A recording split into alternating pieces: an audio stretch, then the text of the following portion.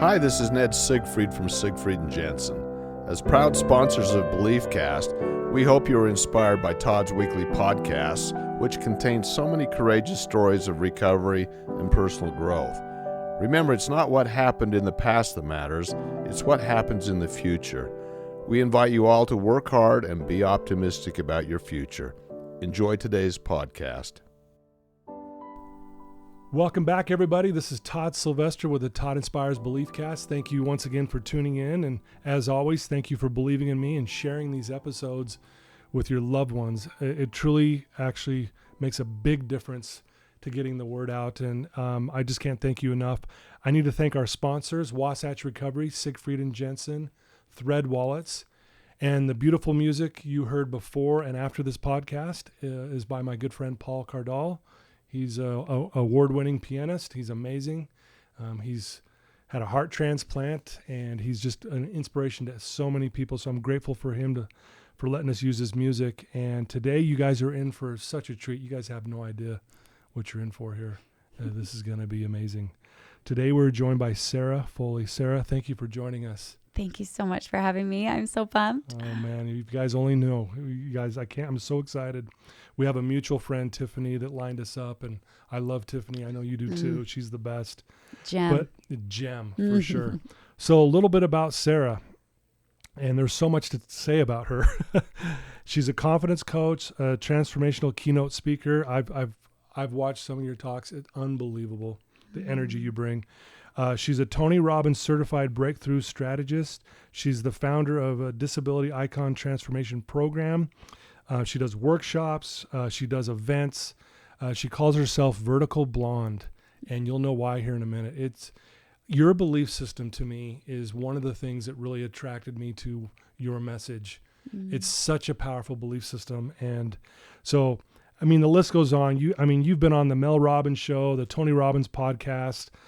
Your Second Act by Patricia Heaton, and the list goes on. You've been written up on magazine articles. You've been on TV. It just goes on and on and on. And what a gift for me and for our listeners that you would be willing to be on my show today. So thank you. Gosh, the honor's all mine. So why don't we start, Sarah, or Vertical Blonde? Why don't we start? Where did you grow up, and tell us a little bit about your childhood? Sure. So I grew up in Sandy, Utah, just right down the street. And I, growing up, I went to private Catholic school. Okay. And growing up here in Salt Lake City, there's a lot of LDS, and my mom really kind of wanted to keep me in this little box, which maybe helped with my tenacity as I grew up. Yeah. But I had a great childhood. My parents, they owned a gymnastics gym. Okay. And so I was very much in that. I loved the performance. My parents were, they played guitar and sang all the time. My mom would go to the piano bars and sing and all these. And so I have kind of this performer in me, cheerleading and dance and all of these kinds of things.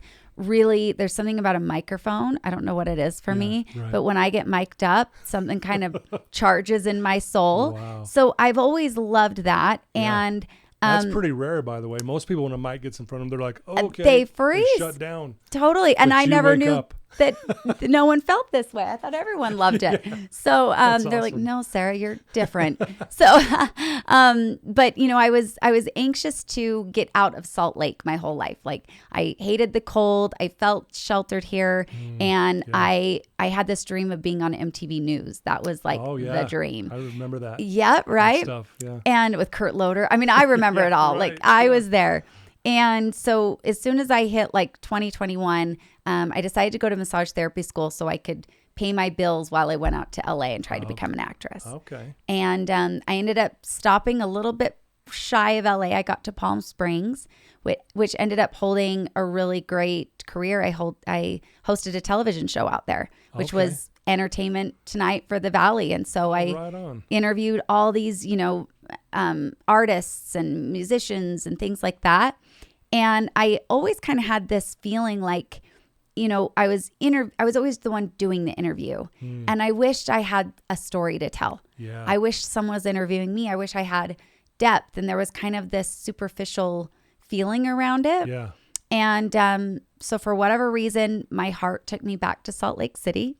And I ended up going back into the spa world and managing a spa up in Park City for about 7 years. So, I've got some different backgrounds and industries from, spa management and, just that high level customer service and that experience. Yeah. And then I've got the experience of being on camera.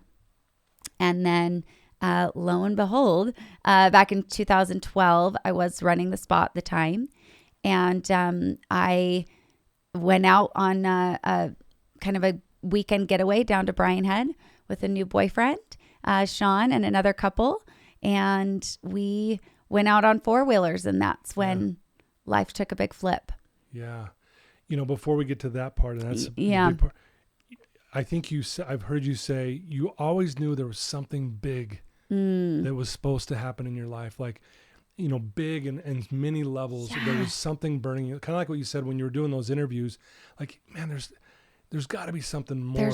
There's more that I know I can maybe do or give and that kind of thing. And so I want to just point that out to our listeners, that you always kind of had that feeling of, man, there's something big in my life that's going to be great.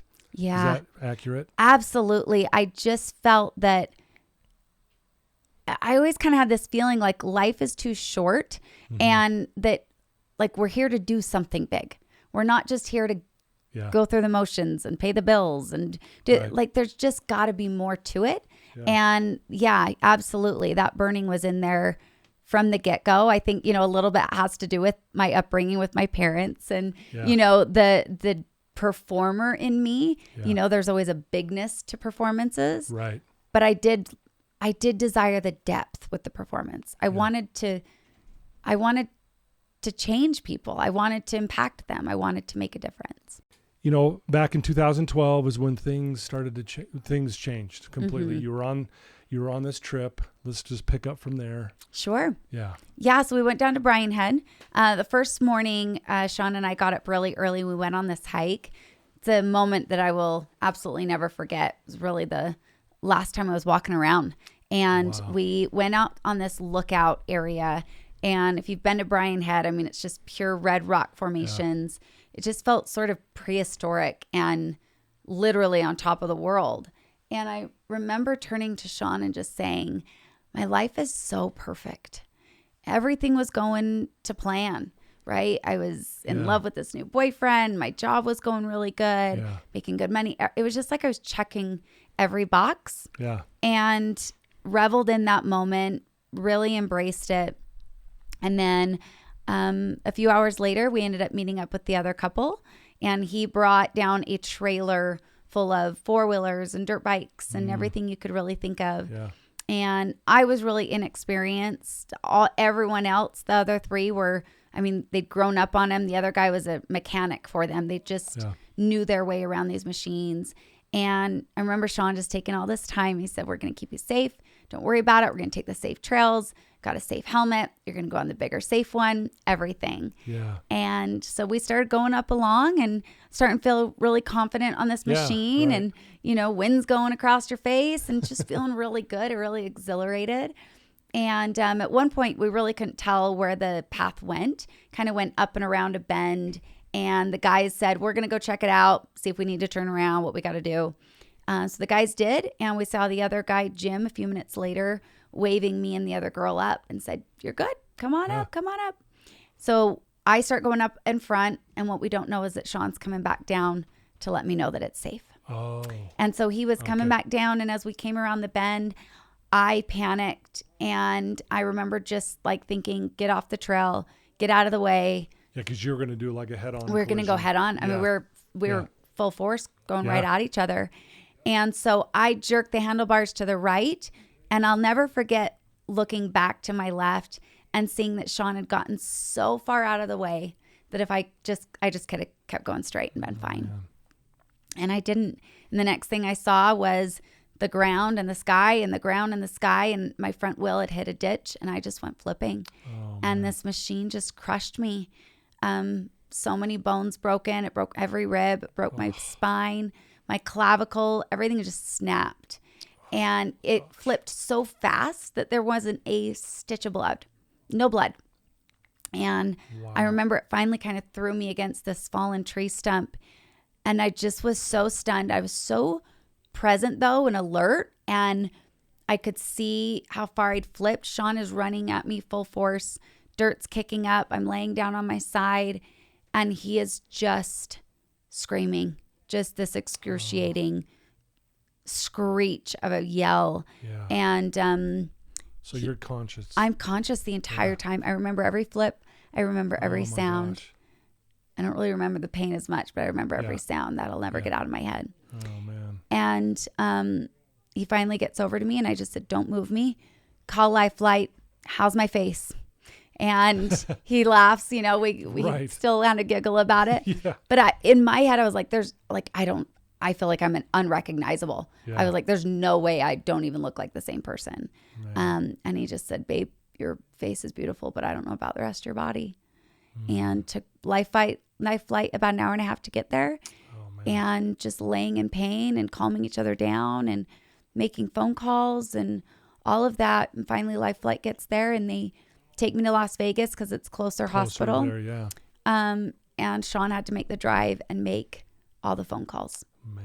And he just said he just went into survival mode, you know, it just kind of went. Yeah. And I woke up 10 hours later after surgery, after everything. I finally kind of came to, because once I got in Life Flight, they dope you up pretty quick, get the pain out of the way. Get the pain out of the way, yeah. But I made one phone call before I went into surgery.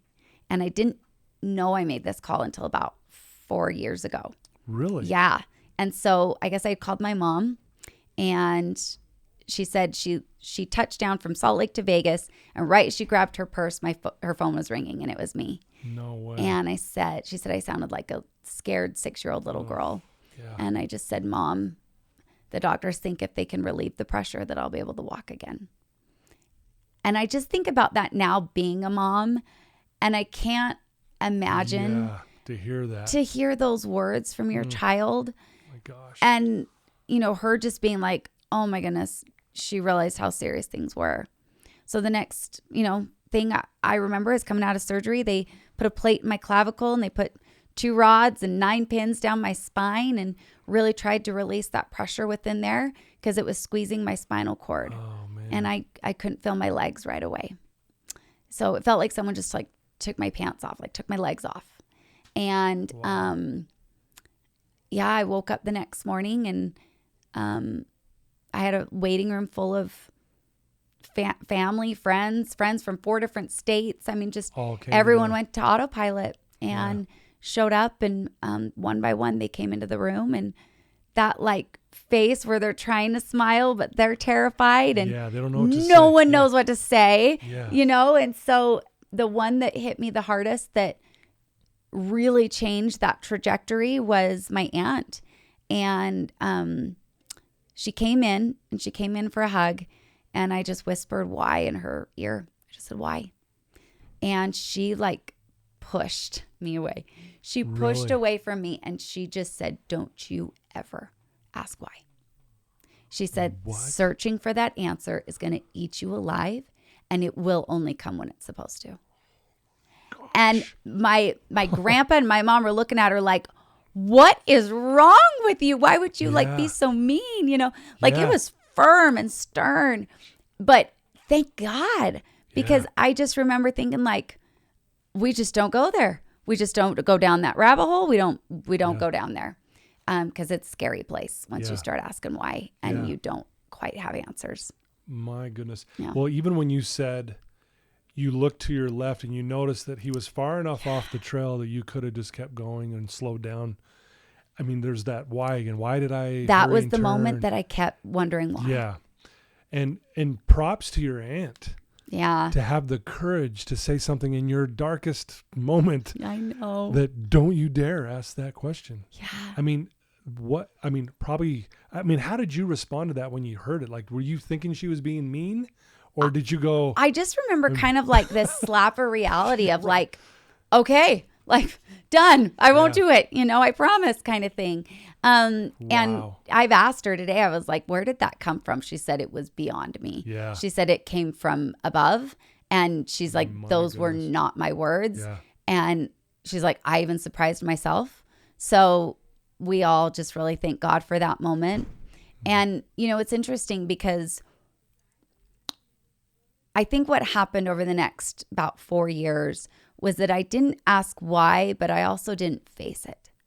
Like it took me almost so far the other way where I didn't face the healing that needed to take place. I just kept going through the motions, and I was in quite a bit of denial of what had happened. And what happens is that in something like this, you're often told how much of an inspiration you are. Right. You're such an inspiration, such an inspiration, you know? And when someone's going through that healing process, it can be really damaging to say that to them. Because I would try and keep this smile of being inspirational above water, and then behind closed doors and internally, it was messy. It was dark. I would constantly hit my legs and just scream at them to start working again. I just felt disconnected from my body and angry at it, like it was betraying me. And when you have that disconnect, healing can't take place. Yeah. You know, and for sure. People often say, like, what would you say to your early self right then, you know, at the accident? Or what would you say to someone newly injured? My answer is always, don't forget about the parts you can't feel. They are still part of you. Yeah. Wow. Like, don't get so disconnected that you can't heal. So. Man, my heart's just, I know. Wow. I think about that girl in me all the time. It's like this, and you said this, like no one knows what to say. And naturally, I guess people would go, well, you're such an inspiration. And on some level, they're right in that moment. But I can see why, from your perspective, you're like, this is killing me. You have no idea internally, like how mad and hurt emotionally and mentally and spiritually I am right now. Totally. And those words, don't really help. They don't help. Yeah. Because you just think, I'm just trying to survive right now. Gosh. I'm not here to be your inspiration. I'm not here to be inspirational.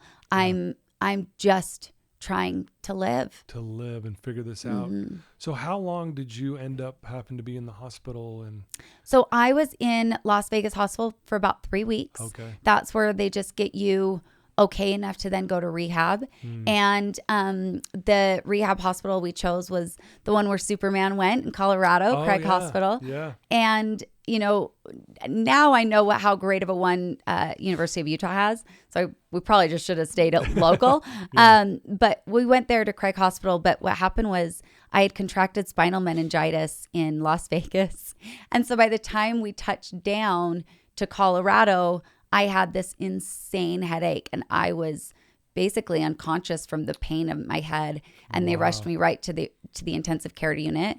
And so I don't remember those next 10 days. I was completely out of it. Yeah. I was really, really sick. And that's really where I almost died. You almost died, that was, and I contracted an infection in the Las Vegas hospital. Oh my goodness. So once they got me well enough out of that, then it's time to go to work. Yeah. And you don't have a whole lot of time to deal with the emotional side. The thing that they did great at Craig Hospital is they are getting you independent as possible so you can go home. Yeah. They teach you how to drive with hand controls. Yeah. They have this whole room in the basement where there's like airplane chairs and pieces of cars, and so you can practice getting in and out of the different seats. Okay. If you're a mom, they've got cribs down there so you can practice getting your baby out. They are set up for everything. Wow. It's phenomenal. They teach you how to dress yourself, how to maneuver your wheelchair. Wheelchair class always scared me to death. I was the only girl on my floor when I was hurt, and so all these guys, like, they just think their wheelchair is a big toy. They have fun. They're doing wheelies, and I'm like scared of my own shadow. So that one was a little hard and traumatic. You know, they're trying to play rugby in their wheelchairs, and I'm like in the corner saying, can I just go put on makeup or something? Like, I don't like this very much. But where they really missed the mark was the emotional side. Yeah. And I had 2 visits with the therapist while I was there, and one he didn't even show up. And so that part is really missing. Yeah. Because what happens then, you get all independent, and in the hospital, it's like a revolving door, presents and gifts and smoothies and flowers, all the things. And then you get home and everything's the same and nothing's the same. Yeah. And that's where it really was nasty. And I just, that's where I was just starting to lose hope. I mean, the highlight of my day was The Price is Right. I mean, that was it. And, you're just, I would fall out of my wheelchair, and I couldn't figure out how to get dressed, and I didn't have therapists there to help me. And it was one thing after another of just trying to figure out this new life.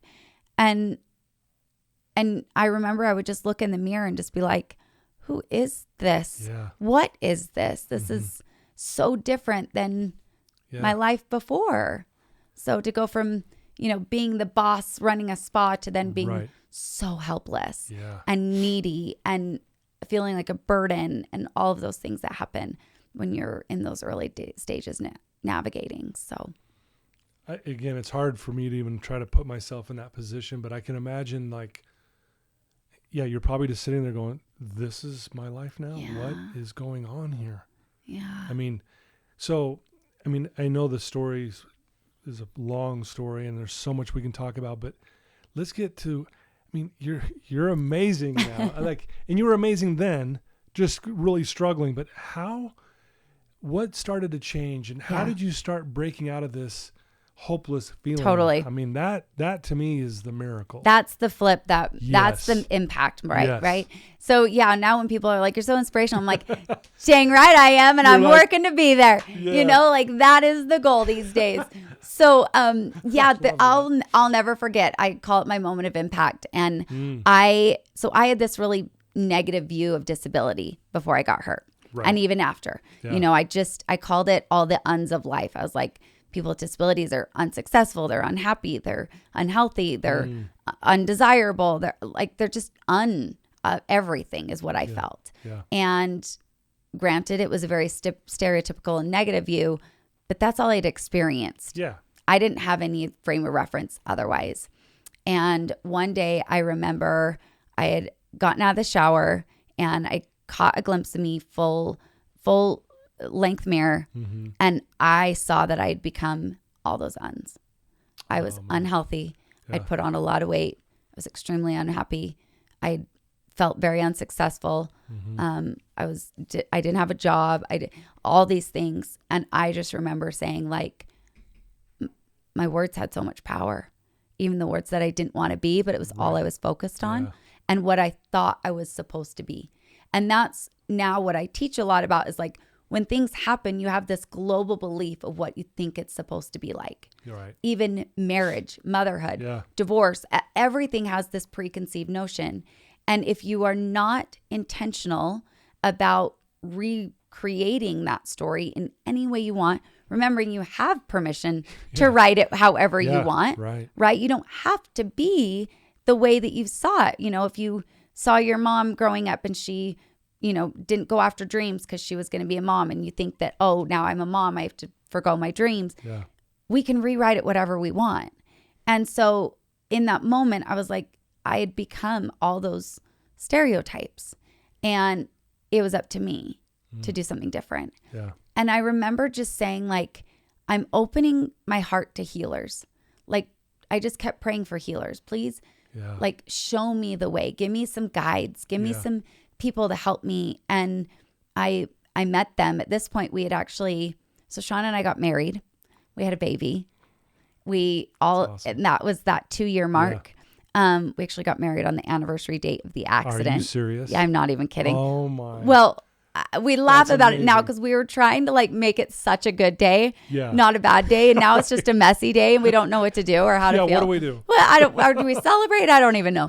And so Sean's job had taken us to Maui, and so we're in Hawaii, and I just remember opening my heart and just saying, "Show me healers, show me everything."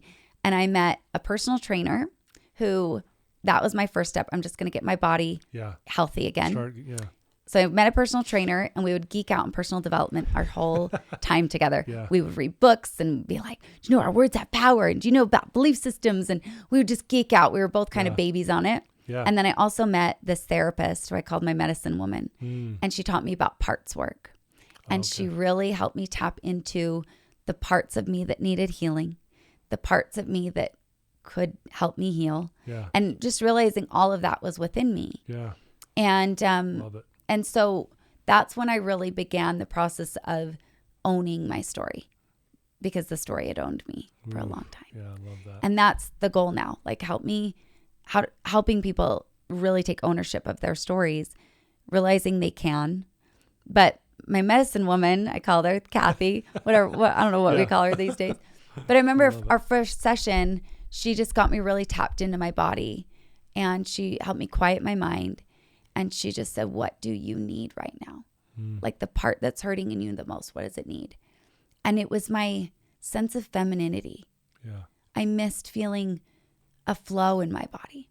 You know, I was disconnected from it. I'm on this, I call it like this kind of masculine piece of metal. Yeah. There's no flow Right, in my right. hips anymore. There's none of that. And she said, what does that part need? And I just said, I just need to dance in my own skin again. And so I just searched for ways to start dancing again. And I got connected to my body, and I would do photo shoots, and I would get dressed up, and I learned aerial silk dancing, and I learned all these beautiful things. And it was just this constant check-in of what part needs you the most right now and what does it need? Yeah. Beautiful. And when you start there, then you have some clarity and guidance and direction, because up until that point, you're just scrambling. You're just scratching at everything. And so that one was a big, big moment for me of just opening my heart to healers. And then there was a slap in the face moment. And that was on the Mel Robbins show. Okay. And are you a fan of Mel Robbins? Oh, yeah. I love her so much. Oh, she's amazing. She's amazing. And she tells it just like it is. Oh, that's what I love about her. She just tells you. She's so with to the point. Boom. Kind of like your aunt. Oh, Exactly. exactly. Don't ever say why. Don't put them in the same room together. Right. So she had her new show coming out, and she was looking for stories. And I thought, you know what? Forgiveness. That was between Sean and I, a piece that really I wanted to own. Sure. And because, to preface, anytime something would go wrong with my disability, I needed someone to blame. And I always blamed Sean. Oh, yeah. And it was always in my head. I never said it to his face. But anytime something went wrong, I was like, if you hadn't put me in this chair, You wouldn't have, you wouldn't have done that. Wow. And you can imagine our marriage was amazing, right? Like if you're saying that all the time, I'm sure I'm wife of the year at that point. And, you know, he's feeling this sense of obligation, and we're burdening each other. I mean, it was just, it got really heavy, and we didn't face it for a really long time.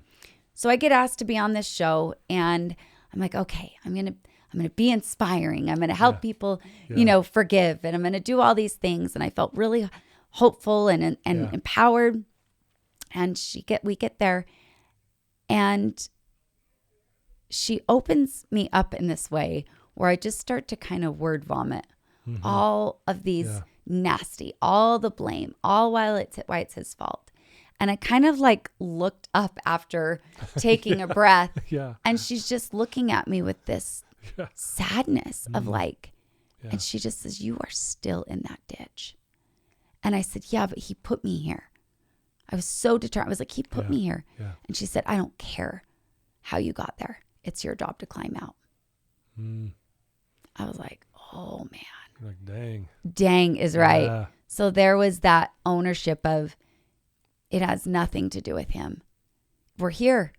I got to accept this as starting point. Yeah. It's happened. Yep.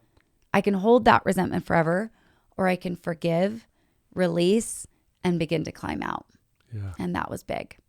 Wow. Slap in the face. Oh my gosh. It was painful Well, it's too. funny on live television. Yeah. Oh. Well, it's funny because with my clients that I work with, you know, a lot of times I'm like, okay, we're going to do a little slap therapy today. Oh. And they're like, what? I go, yeah, I'm going to slap you upside the head with a few things. Here we go. Boom, boom, boom. You know, and you hit them with the stuff. And again, I understand why you resented the whole thing. Well, who wouldn't? Yeah. And no one would blame you for doing that. Totally. But again, she's right. You'd stay stuck in that ditch if you keep holding on to that resentment, because you'll never get out. And it'll just be there the rest of your life. So luckily you had that moment with her. I'm really, really grateful for those moments of impact, right? Those moments that are just like, ouch, that hurt. And okay, that becomes your fuel. Is that when you were like, kind of like, all right, I do want to crawl out of that ditch metaphorically, and I want to go do more of this, talking and being an influence in people's lives for good. Is that when you started going, okay, I want to go in this direction? Well, there's that point where you find something so juicy that you can't help but share it. Yeah. Right? Yeah. And that's what I had really begun to find. And in Hawaiian, they call it your kuleana. And you had said the word earlier, responsibility, right? You have this responsibility when you find something that has healed you so much and offered you so much light out of so much darkness. You're like, I got a responsibility to share this. Yeah. Like, I can't hold this in. Yeah. So what happened is during that time of dancing in my skin and finding my medicine woman and my healers and doing all these things, I wanted to keep my friends and family up to date on what was happening, the ones that were here in Utah. And so I started a blog and I was like, I got to name it something. Yeah. And my goal is to stand and walk again one day. And that's where Vertical Blonde came from. Okay. And then something really weird happened. And she became that part of me that always knew what to do. The part inside of me that I could lean on to get me out of the ditch, to forgive when the other parts of me wanted to resent. Like it was this, I call her my iconic identity. She was that part of me that knew what to do, that was willing to do it when Sarah was kind of scared out of her mind or mad or whatever it was. And so I started tapping into Vertical Blonde more and more. And I started to show up in a different way. And she just represents all of that healing, all of that growth and all of that. And so she became this secret weapon. She's the one that I use to rewrite the story, to own it.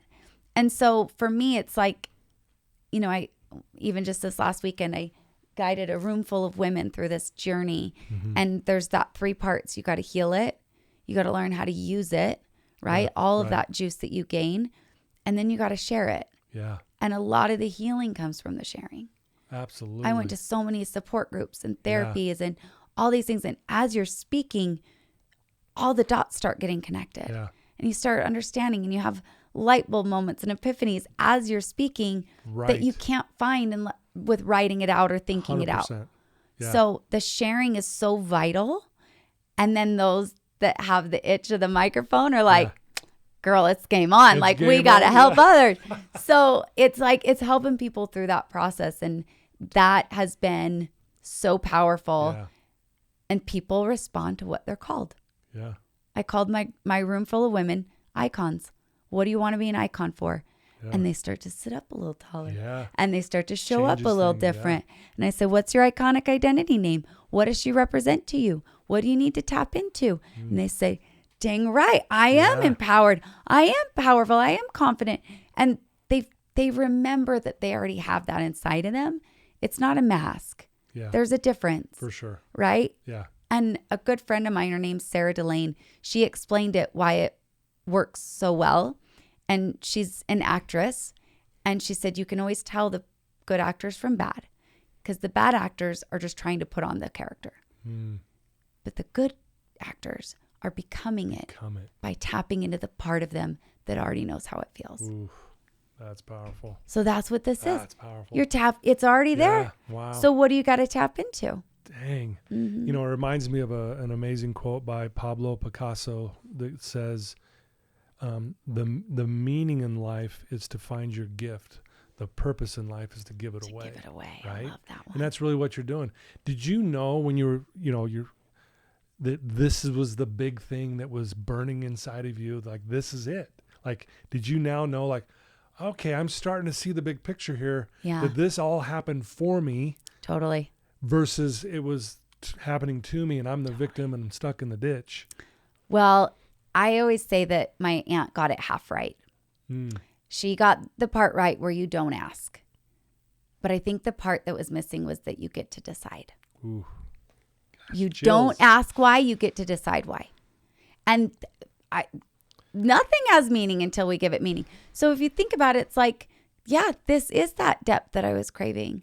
This is where I get to pull all those skills that I have, all those talents, the love of the microphone. I get to actually put purpose behind it. Dang. And I realized that a couple of years ago, where I just said, I get to decide, and I get to decide what I want to do with it. And for me, the whole message is this process of becoming vertical. Yeah. I was watching one of your talks, and I think, if I'm quoting you correctly, you said, I decided I would become vertical again. Mm-hmm. And talk about that for a minute, because, you know, the power of choice is real. Yeah. And I love what you said. Words matter. What we say matters. Totally. You know, just to say, I'm gonna decide to be vertical again. Just saying that, how empowering that is. So talk about that a little bit, and how choice and choosing the path you've taken has played such a vital role in what you're doing. Well, it was interesting when I met that therapist, Kathy. Mm-hmm. Her and I developed such a gorgeous patient-client relationship. Yeah. It was incredible. And I once said, I said, you know, in your four walls is where I feel the most me and the most accepted for it. And she said, yeah, and I love you even more for it. And it was this reminder of permission. Yeah. That when you feel that sense of permission to truly decide how you want to show up and then actually do it, and it feels aligned. Again, it's not the mask, it's that becoming process. Right, yeah. That it is so, you embody it and you become something so different, and it's totally up to you what that looks like. And in her four walls, she gave me the power of choice. She gave me the permission to choose. Yeah. And it's funny, we feel like we shouldn't need permission. I give myself permission, but we kind of feel like we do. Yeah. And once we feel like we get a little bit of permission, then we're like, okay, maybe a little bit more, and maybe a little bit more. Right. And then we kind of keep adding on to it. And that's how confidence builds, right? Confidence is, I always say, an action word. It comes from the doing. Absolutely. And so for me, I love giving people a space where they have this safe, contained space of full permission. Yeah. That was Saturday. I had this girl come up. She says, I don't know how you do it. She said, I have been sobbing. I've been going to all the depths of my soul, and I'm having so much fun. She's like, how are you doing all of that in one experience? She said, I feel so good here. Yeah. I said, yeah, because we feel safe in here. Yeah. And that's created by everyone showing up for one another. And when you play full out, you give the next person permission to play full out. Yeah. Wow. What are some of the most impactful things you've heard from one of your patrons that are watching you and listening to you? I mean, I know it's a big question. Oh, man, yeah. I mean, I'm sure you've heard a lot, but what stands out? What are people coming up to you saying, you said this and it changed everything? Or is there something that stands out? I mean, I've had quite a few, and I feel really humbled and grateful every time they do. One specifically is coming to mind of, you know, it was kind of this, she's like, you know, you'll tell me what I need to hear. And there's always a pause where I hate you for it because it's so hard to hear. Right. And then I know that it's always backed with so much love. Yeah. And I remind myself of that. And then it forces me to up level. It forces me to go all in. And I just love that, because I feel like the things we don't want to hear are the things we need to hear the most. Right. I mean, just all my moments, Mel Robbins and my aunt, like, they all told me the thing I did not want to hear. I hated them for a moment for it. Truly just like, this sucks. I mean, I remember with Mel Robbins, I was like, are you kidding me? And then it was like, gosh, it was said with so much love, and look what I get to do with it. Yep. So I loved her for saying that. And she just said that recently. So it's top of mind, but yeah, that's beautiful. She was one of my very first clients. So, the Disability Icon program, my trainer and I had such a drastic physical transformation that I ended up getting messages from all these other women who were wheelchair users saying, how do I feel happy again? How do I look thin again? How do I do these things? And so we started a personal training business for wheelchair users. No way. And that's where amazing. All of this started. So when I started, the big goal wasn't like the big events and big stages. It was helping people feel good in their bodies again. Yeah. That were in the same shoes as I was. Boy. So, and the one that sent me that message, she was one of my very, very first clients, and she's been with me ever since. Oh my goodness. Yeah. Wow. It's, I mean, just mind blowing. I'm sure you've learned so many lessons. You've already mentioned something like owning your story. I had an experience once where I was speaking at the prison out at the Point. It's no longer there now, and they had 3 inmates get up before I was going to speak. And the last one said at the very end of his story, if you don't own your story, it owns you. I had never heard that before, honestly. And I went up to him, I'm stealing that from you because it's so true. So why is owning this, and for all of us listening, owning our story, why is that so important? Well, because the story we have around what's happening is what dictates your next action and how things pan out. Yeah. Right. And so the story, remember, I had about disability, it directed how I ended up showing up in my skin and my body and my life. And so it's that story that truly has the chokehold. Right. And if we don't recognize that we get to decide, like that is all up to us, what the story we want to even write is, then that old story is what takes hold. Right? That subconscious story, those global beliefs around what we think this means for our life. Yeah. And usually that results in a lot of blame, a lot of resentment, a lot of finger pointing. Yeah. And so when you own your story, you're truly just turning your finger around on yourself. Right. And you're saying, I am responsible for everything, whether it's a lack of boundary, whether I put myself in the wrong places, whether I didn't walk away, whether I didn't seek the right resources, all of that's on me. That is 100% on me. And so the gist of that whole thing is the word own, for ownership. Yeah. It's on us. I love that. And that's the part that a lot of people don't like to hear because it's so much easier to blame. It's so much easier. It was so much easier to put all that weight on Sean. For sure. And the poor guy, for goodness sakes, him having to harbor that plus the guilt of, he still feels responsible. He still has his own demons, and sometimes it's that flip in life is the one we watched in someone else, not necessarily our own, right? And sometimes that one watching is the one that has even a harder time, but his healing's his healing, mine's mine. Yep. And we all got to take responsibility for that. And if we do, that whole word about Kuleana is that when we show up in our highest self, in our highest vibrating, in full ownership, with full accountability, doing our best for our life, then we can for others, and then we can for the world. And that's our responsibility. Imagine everyone taking full ownership for their story.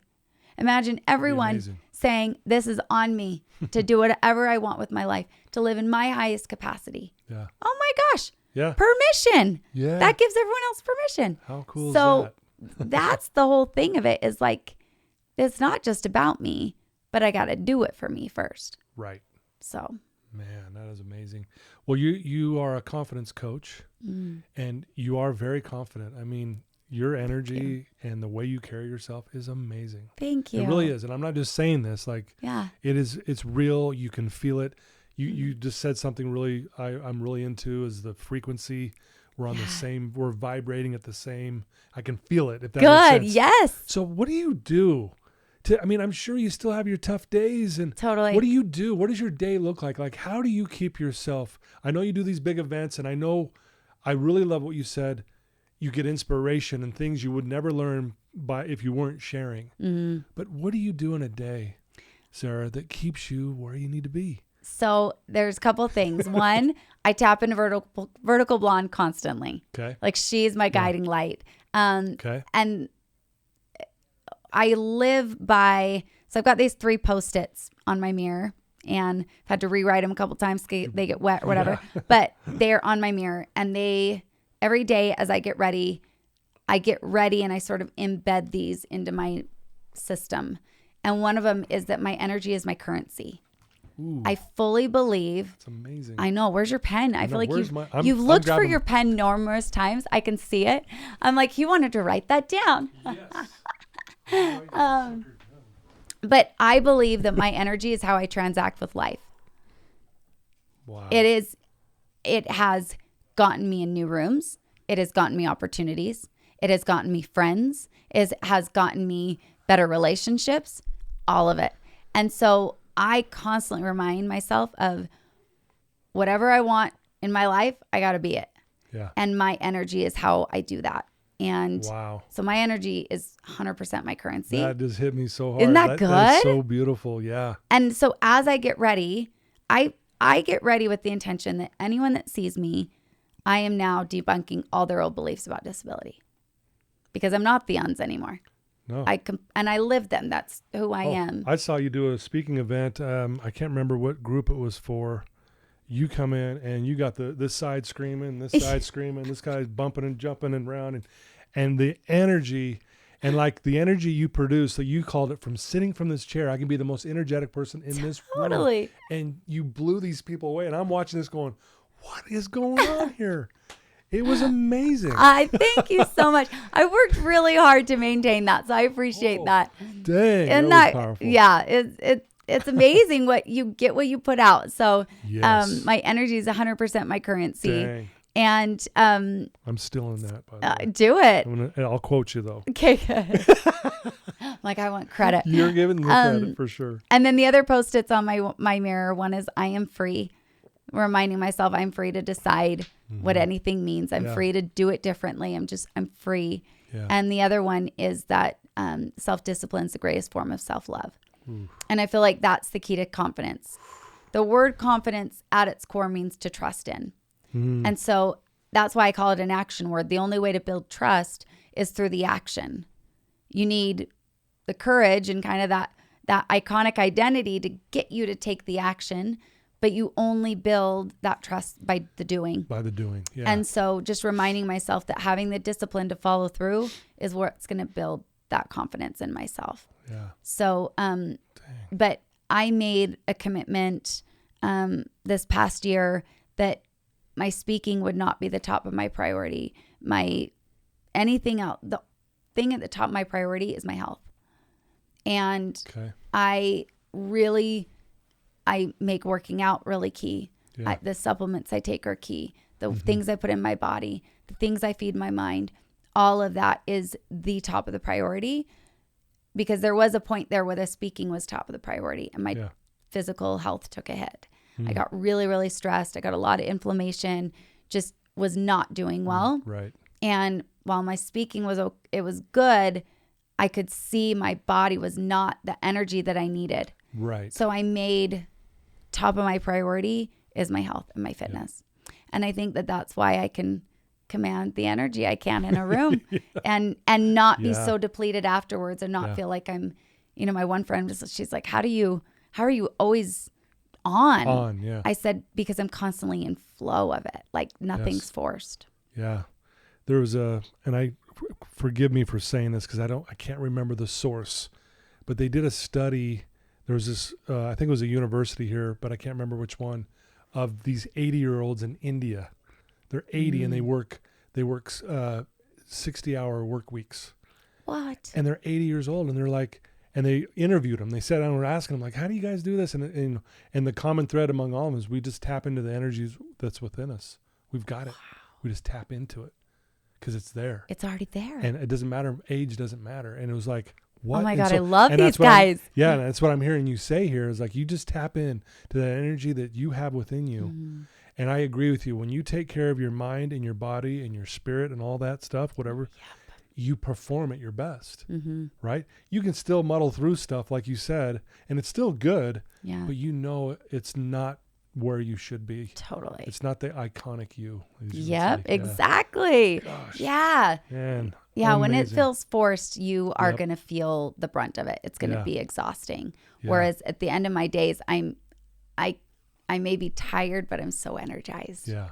Right? I'm so excited to wake up the next day and then you start to get that momentum and you're like, oh, now you just get to that point where you're unstoppable. Yeah. Do you ever like now just go, I can't believe what I've created? Every day. Right? Every day. It's amazing. I'm in awe. Yeah. I'm in such awe. And there are moments where it's kind of like you want to stop time for a second and just really enjoy it. And I feel really lucky. But I'll never forget hearing what Oprah says about luck. It's when opportunity and preparation meet. And so I feel really lucky, but I've also really done a lot of work to make to create the luck, or to create the opportunity for miracles to happen. And so there's moments where I'm really blown away by what has happened and where I've come from and what I've been able to do. And I'm really proud of myself, honestly. Well, you should be. And it goes back to what you said earlier, that words matter and what we say matters. And when you call yourself a creator, then your actions, when they start backing that up, you put in the work. Yeah. Because you believe you're a creator. Totally. Right? Absolutely. And listeners, I hope you're listening to this. Please. Are you taking your notes? Take your notes. Do you have Grab your a pens? pen. You should have had a pen, because there's 1,000 things you could write down in this episode already. It's been fantastic. You're doing a lot of good out there. What's on the horizon for you? Is it just continually doing what you're doing currently, or do you see? Because I know you think and dream big. Oh, I do. Is there other things that you're working on that you could maybe share with us? Totally. So I love writing. Writing is like my happy place. And unfortunately, I do a lot of journaling, but the actual writing, sometimes when you're at home, it's a little hard. And so I've done a couple getaways to really work on it, but I'm working on my book. It is called Becoming Vertical. Oh, man. And the podcast is starting soon, Becoming Vertical. Yeah, it might be calling you for some notes. And so that, I feel like that's a movement that I really want to create. For sure. Is just this process of becoming vertical. It's a process that never ends. Yeah. There is no finish line. Yeah. It is truly this constant becoming. And so I really want to create a movement out of that, of the book, the podcast, the way that people show up, and empowering them and giving them that full permission. So that's big for me. I've dreamt about writing a book for so long. Yeah. I'm just about there. It is the most cathartic and beautiful and healing, all the things in a one type of experience. Yes. It is wild, and it's so hard to decide what goes in there and what doesn't, what makes the book. So I just kept calling it my first book, so that it kind of relieves that pressure to get it all in one. So that's coming soon. And that has always kind of scared me. I think that's why it's been hard to finish, because I feel like it almost kind of takes my breath right now. I feel like it's going to be really big and really impactful. Oh, yeah. And I just want to ensure that I'm really ready for that. Yep. So. Yeah. You think doors are open now. It's going to just open up so many more. I feel it. Yeah. And it feels really good. Yeah. Well, and here's the thing. Yeah. The demand for you will just get more and more. And that's where I guess you have to kind of guide and direct that the way it needs to be. But again, you're here to share that's the meaning. That's to the give whole it purpose. Away, or the purpose. Yeah. Totally. Give that away. And I'm sure it's going to be fantastic. Thank you. I think it's going to be a lot of fun. Absolutely. I hope people that know me know that I love tears. Like, I love the tears. So I'm hoping that it brings people to some deep places, and it also gives them a really beautiful vertical brick road, I call it, to get out of it. And I just finished up my first event here, Vertical Ambition, which was a total hit. It was so much fun. Nice. And everyone is already asking me for the next one. So I bet those are going to be happening about twice a year now. Okay. So very cool. Be on the lookout for the next one. Sure was fun. I bet. Well, if there's someone listening to your voice right now, you've already shared some amazing things and some really impactful things, who's listening to this right now and they're stuck in that ditch. They're in a dark place. They're hopeless. They're not sure what to do. What would you tell that one person right now who is there?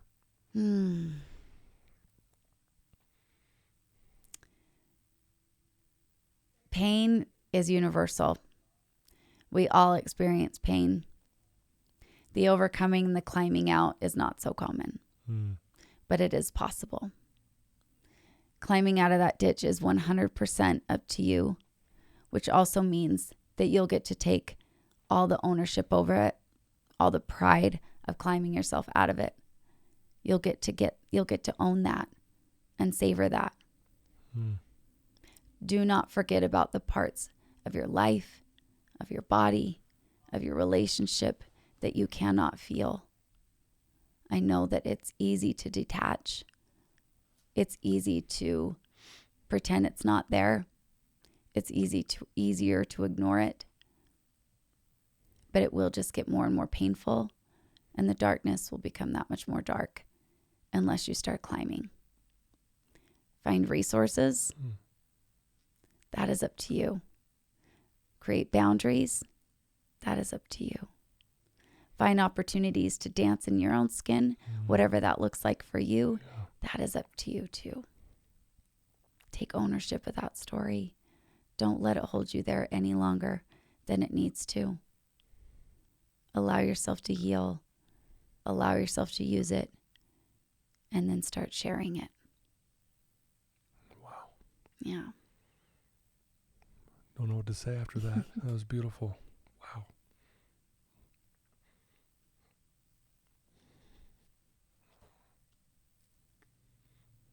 It's everything I needed to hear, and I think it's what people need to hear. For sure.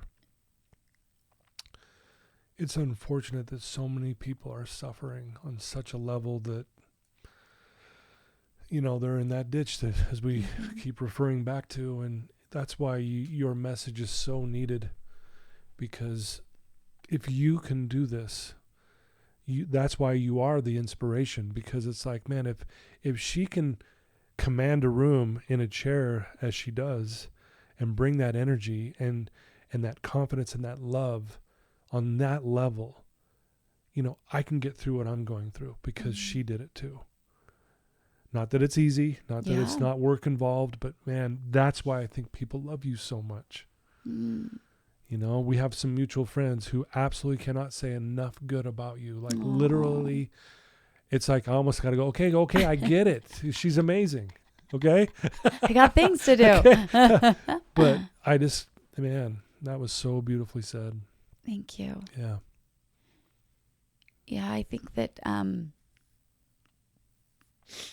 one thing my therapist said, I was, you know, I mentioned before that I have within my family some pains and some different addictions and so forth. Yeah. And I remember just being so confused about it. And she said, you never know how this pain is going to end up serving them. You can't. Yeah. If you take away someone's pain, they don't get to gain the strength of taking it away themselves. Yeah. And we never know. I just loved that for whatever reason. Hit me so hard. We never know how this pain will serve you later. Yeah. And so that's why the denial of it is so hard. And so it delays the inevitable. You know, it delays the joy and delays the overcoming. But once you start to face it, as painful as it is to face, that is where you're going to gain all the juice. Yeah. I mean, I am only this way because I got all that juice myself. Exactly. And it was not a goal to be on stage. Right. It was a goal to just feel better in my skin. So I think people get really overwhelmed by the big picture and what step to do next. And for me, I always just to have them tap right in there. Hold your stomach right below the rib cage. In Hawaiian, it's called your na'au, your deepest inner knowing. This is your seat of thought down here. It's not your head. It's down in your gut. Yeah. And when you drop down into your body and you say, what part is hurting the most? And what does that part need? That is step number one. That's the only thing you focus on. Yeah. Wow. So beautiful. That's it. Love it. Well, I could talk to you all day. This was good. It was so good. So good. Yeah. I even made you cry. I love it. Yeah, man. I love those tears, man. I'm it just makes me know that we're on the right path. For sure. And you know, I needed to hear this today. I mean, you know, and I teach this every day. And sometimes I need to hear it. And it's one thing to, I already know that, but it's when you hear it from someone who's gone through with what you've been through, it just, man, there's such weight in it, man. It just, and like you said, that frequency, I'm feeling it. I'm feeling that currency from you. It's like, whoa, you know, your energy introduced itself the moment I saw you. I was like, dang, hope I'm ready for this. Buckle up. My friend said, buckle up because you're ready to rock it. That's my favorite saying everywhere. Yeah. So, it's how we transact. Yeah, it's beautiful. It's how we transact. Well, if there's someone out there that wants to know more about you, find out about your events, when the book's going to launch, all this fun stuff, what's the best way for them to do that? I'm most active on Instagram, Okay. but everywhere is basically Vertical Blonde across the board. Okay. So verticalblonde.com, Instagram, Facebook, or Vertical Blonde, Okay. and then also YouTube Vertical Blonde. So Okay. across everywhere. Yeah. Yeah. And I'll put that in the show notes so everyone will Awesome. have links right to them and all that fun stuff. And I do encourage any of you listening to this who you want to get some more information or you want to be inspired or feel more energy from the Vertical Blonde herself, Sarah, reach out to her. Awesome. And I like to always challenge everyone after all these episodes, share this with your family, your loved ones. If you have a friend, a coworker, a son or a daughter who is struggling, give them the link to this episode. A lot of times we don't know how to open up a conversation when someone's struggling. This is a beautiful way. Give them the link and say, hey, just listen to this. And then follow back up. Hey, what did you get out of that episode with the Vertical Blonde? Yes. And it opens up a dialogue. And then maybe you break the ice a little bit. And, hey, you seem like you've been struggling. What can I do to help you? And blah, blah, blah. And reach out to Sarah. And, she challenged you guys to reach out to her. Reach out to her. Totally. You know what I mean? Love hearing from you. My biggest, I always love, like, what was that part that just impacted you the most? What hit you the most, or what breakthrough, or what aha moment happened? I truly, truly love hearing those. So yes, please reach out and share away. And this might sound strange, but the thing that hit me the most today with you, and a lot hit me. I mean, I want to take notes and I've been writing some things down, and is what your aunt said. In that moment of no one even knows what to say or how to handle this. And she says, don't you dare. What? And again, there was more to add to that, but when I heard you say that, I was kind of shocked. That hit me the most. Yeah, our entire room was shocked. Everyone's like, what in the world? Yeah. And the coolest part is that she has been very present in a lot of things. She helped actually this past weekend at Vertical Ambition. So awesome. She's got to really see that trajectory, just front row seat. Congrats. And that's amazing. Yeah, she even, she's been interviewed a few times about that very moment. She says, I have no idea. I don't know where it came from. I have no idea, but for whatever reason, it needed to be said. For sure. Well, Sarah, I can't thank you enough. Oh my gosh, this has been truly beautiful. Was an honor and a blessing and a gift to have you in person, in my office, in my studio, if you want to call it that. I love it. To hear your story firsthand. Thank you for taking time. I know you're busy. You're pulled in so many directions, and so many people want your attention. And to be able to have you here today really means the world to me, and I can't tell you how much I appreciate it. Oh my gosh, the feeling is mutual. This has been really beautiful. And like I said, I do a lot of these on Zoom and virtual, and this is so fun to be able to do this in person. So much better. It's so much better. This has been amazing. Yeah. Thank you. Yeah. Absolutely. You bet. Thank you very much. You're welcome. Well, there you go, folks. I told you were in for a treat today, and boy, was I not kidding, right? Sarah Foley, the Vertical Blonde. Check out her website. Reach out to her on Instagram or Facebook. You can reach out to me too, and I'll send the messages on to her. But thank you for tuning in. Again, thank you for believing in me. Thank you to the sponsors for also believing in me. It means the world. We're ranked really high in the mental health world in podcasts. That means the world to me, and it wouldn't be possible without your help. And thank you again, Sarah, for all that you do, and best of luck of all. And I can't wait for your book to come out. I will definitely get it. And I know you will. You're going to add it to your shelf. I love to read, so we'll add it. Probably going to be hot pink. We're going to add some color over here. Absolutely. All right. Well, thank you. And until next time, I guess, right? Thank you very much. Okay. Take care.